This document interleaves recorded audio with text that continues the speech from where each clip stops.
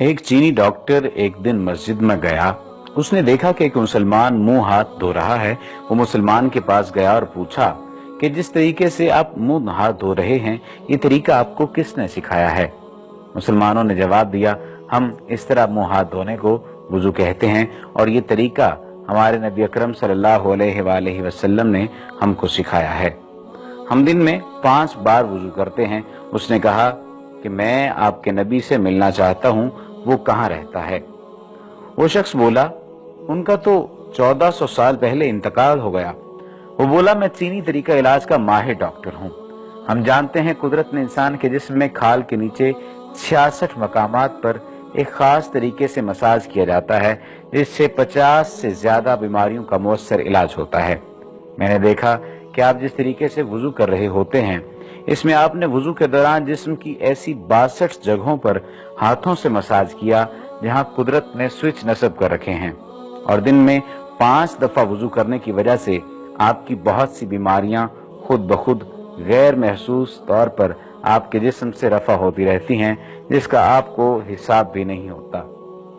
मेरा ख्याल था कि जिस शख्स ने आपको वुजू का ये तरीका सिखाया वो यकीनन इंसानियत का दर्द दिल रखने वाला एक अजीम मुहक्किक और इल्म तिब का माहिर होगा।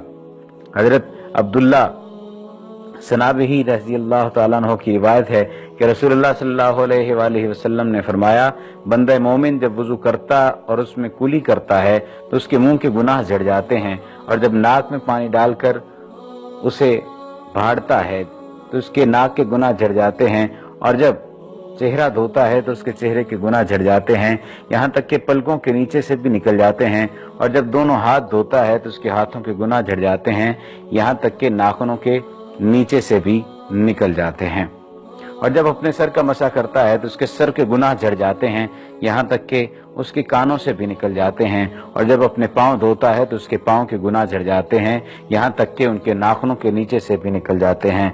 फरमाया, फिर उसका मस्जिद जाना और नमाज पढ़ना उस पर मजीद होता है।